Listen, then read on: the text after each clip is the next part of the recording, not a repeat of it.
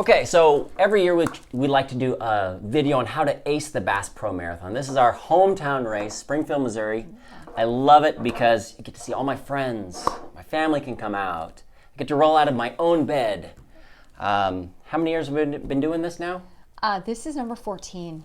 That's awesome. It is mind-blowing, really, when you think about how it started. So 14 years. And 2020 has been a crazy year, and we're so thankful just to be able to have this great race. It's like the force of will of you and your team is just making this happen. Can you tell? Let's talk about a little bit about like just logistics. Yeah. What does race weekend look like? Well, it'll look a little different. I mean, I think the first thing is the importance of understanding our own personal responsibility for our health. And so, we're going to be asking people to self-monitor. Do you have a fever? Have you been around someone who has an active case of COVID? And, you have to be able to look at those things yourself and make a good determination about whether or not you're going to participate. And then just whether or not you're comfortable, because there's no way to avoid a group of people. We can certainly implement options for social distancing, which we're doing. Starting with the expo, there'll be some changes. You'll have your temperature taken when you walk in the door. We'll ask you to maintain social distance. You'll need to wear a mask the whole time because it's an indoor event. The time that you could be with a vendor is limited. So if you need to ask questions and it's going to be extended past 15 minutes, then you'll need to go outside and find a space within which to complete that. We'll work our way as quickly as possible through lines, but you'll be socially distanced as you wait. So that's a pretty basic piece. And then when we get to the marathon itself on Sunday, we are actually going to start at 6:45. And that information is all being shared within the next couple of days. So the full and the relay will start. So that's the first person of the full, and then, the first person in the relay, and then the whole full. And they'll be lined up at our normal start place, 8 people across in lanes, and then 16 people back. So we'll be able to start 62 people at the same, well, actually it'll be 128 when you take both of those lanes. And you'll be socially distanced that whole time, and everybody else will be waiting in corrals, and we'll move them up. So our goal is to try to keep it flowing really well, and remembering that it's all chip time. So doesn't matter what corral you're in, even though we are basing those basically on when you told us you might like to finish or you anticipate finishing. All chip time. Boston is only accepting chip time this year, so gun time has no bearing on your overall place, your age group, nothing. The store that morning, the Bass Pro store, which is typically open, will not be open. So people will need to park over in the old Kmart parking lot, in the front of Bass Pro Shops, across from Bass Pro Shops, and then walk to where their corral will be, and that will be on their bib. Great. So they'll know where to go, and there'll be ample signage and a lot of volunteers directing people.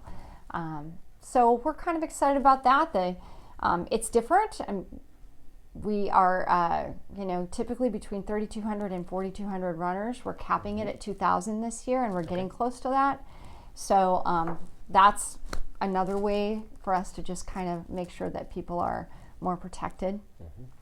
And I think the half will start at, I know the half will start at 7, and the 5K will continue to start at 7:15. Okay. The girls on the run will not be running this year, so that makes us sad, but we certainly understand those programs have not been able to operate and function efficiently during COVID.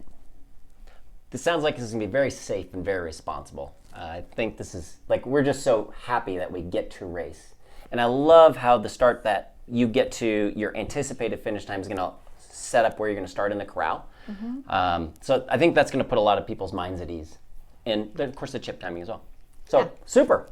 Awesome. Last year, I believe we debuted a new course. Is that correct? We did, and it got rave reviews. People loved it. I love it. Good. I'm glad. So we're staying the same this year. Yep. Ashley and I got to run it last year, and we'll run it next year because we do our event virtually. every year since we can't run it the weekend of the event. And that's just a blast for us, just to remind us of where everything is. And actually, we just marked it last week, so the fish are fresh. And tomorrow we'll be marking the relay exchange points, the aid stations, and where the neighborhoods are. This year, CenturyLink is sponsoring the Neighborhood Challenge. So there'll be 14 neighborhoods out on the course cheering the runners on. And of course, that will look different too. So they've all been instructed to maintain social distance. The aid stations, they'll be pouring the Powerade and the water. We will not have food except for goo out on the course. Three aid stations? Yep. Off the top of my head, I think it's mile 8, mile 15, and mile 22 maybe. That's all on our website, so in case you need more information about that. Powerade, of course, Coke is one of our sponsors, so Powerade will be out there, and all those drinks will be waiting on your table for you, and you'll need to walk up and grab them, and then, if you can, hit the trash can. Yeah. But that's just to help maintain the social distancing for the volunteers. We will have fewer volunteers on the course this year and more signage. Yeah. Just, again, to keep some social distance and to work with how this process has to go in order for it to flow smoothly. But I think otherwise we're really pumped up. It truly is both the marathon course, which I love the combination of gently rolling hills and the flat that comes in there. It gives your legs enough. Too much of either is not good. We've both done enough marathons to know this, right? Yeah, you've done more than me, I think. So I'm not I've done 5, and I think I have I have 3 more on my bucket list. But it's just it's a blessing, I think, to have that kind of variety and the beauty that we demonstrate as Springfield as a community.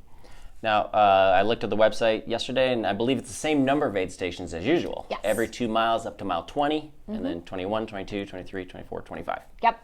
Great. So people have plenty of access to fluids. They just may want to carry more on them this year than they maybe have in the past. Yeah. Which everybody should be thinking about their nutrition anyway. That's probably one of the biggies that people screw up. I know my first one was Bass Pro. I can't remember if it was 2010 or 2011, and I made every mistake possible, but one of them was also not eating virtually anything the whole race. Yeah. And so no wonder grandmothers were passing me in the finish chute. But so let's talk about what are some of your best tips because think about my first marathon, for anybody.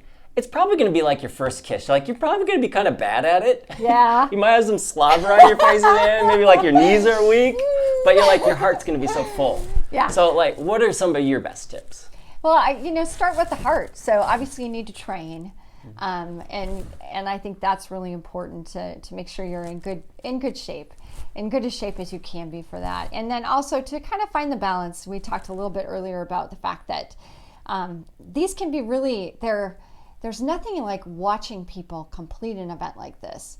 The sheer joy and relief when you cross over that finish line, it's amazing to see, and it leaves a lasting impression, And so we all get so, speaking for myself, the anxiety I felt before my first event, I thought, there's no way I'm going to be able to do this. I'm going to throw up before I even get to the finish or to the start line. And so I think being able to find a peace. I remember the night before I slept 2 hours. I had laryngitis, which, I didn't have a fever. I felt good generally, but, so I think finding a kind of inner peace to some degree that allows you to make sure that you're eating well the week before, you're fueling your body well, and that you're sleeping. Those things are really key aspects of it. And then, of course, the pre-prep, laying the things out the night before, knowing what you want to wear, making sure that it's something that you've run in previously. So no new things. No new things. Nothing new. Yep. Chafing is bad. No matter how cute those little shorts are, how fast they say those shoes are going to make you run. And can they, Aaron? Can they make you run faster? They can, but just don't do it the night before the race or race day. Yeah, I think those are kind of the key things. So kind of psychologically, emotionally prepare yourself beforehand if you can, and find some folks out there that can support you along the way too. We know that people are going to get nervous, but that's like a sign of your body's, this is important to you. You are prepared for it, and you're excited for it. It's normal for people not to sleep well the night before the race. Right. And so what do we say? If you sleep well 2 nights before the race, Exactly. then you're golden. You can have garbage sleep the night before the race and still do fine, right? Yep. One of my other ones is make sure that you're taking in some calories during the race. For me, after many failures, miserable failures, it's 3 gels per hour. So 1 every 20 Wow. minutes. That's a lot for maybe some people, but some people are not taking in anything.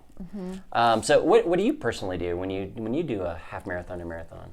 I take in 2 gels through the whole race. Now for a marathon, I take in 4. Yeah. But I find, and I don't actually, interestingly enough, I don't have to drink a lot of water. If it's hot, I do, and I stop at every single station. Because you're paying attention to your thirst, right? Yes. Because the thirst is a good indicator of what your hydration is. Exactly, and even if I only just take a little bit, that is extremely helpful. So I think you have to know where those things are, and testing that during your training is really key, because I just got an email from someone who said, what flavor Powerade are you going to have? And at what aid stations? Good question. And so, you don't Smart like on grape them. Powerade, you can't drink grape Powerade, and that's all we have. So we have orange, we have blue, and we have grape. I forget the flavor of the blue, but, they'll be at every aid station. You'll have your opportunity to choose whatever you want. But yeah. Let's talk about pacing. So my first marathon, big mistake, is I went way too fast. How do you think about pacing in your? Do you try to get it even? Do you try to start out slower and run faster at the end?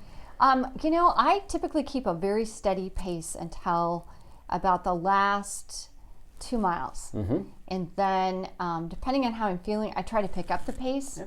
I like to be able to have that left at the end.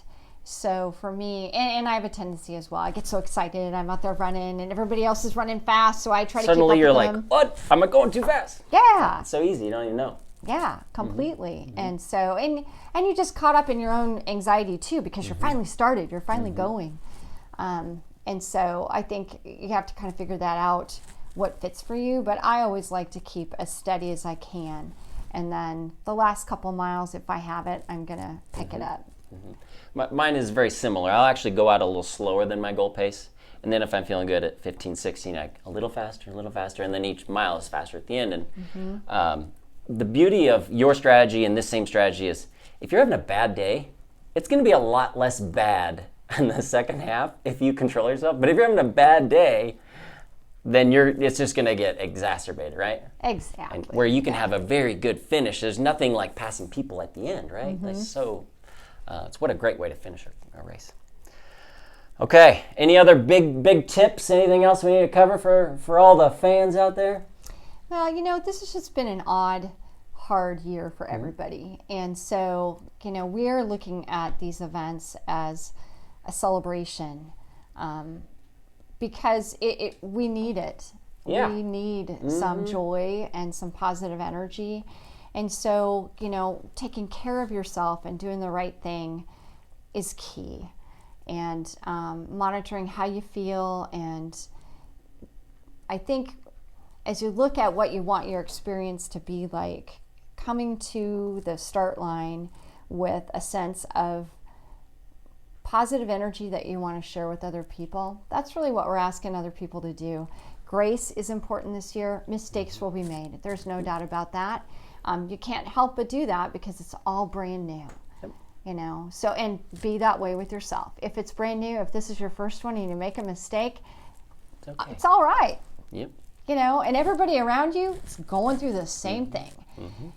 We could spend a whole hour talking about runner bathroom habits, or Part 2. Yeah.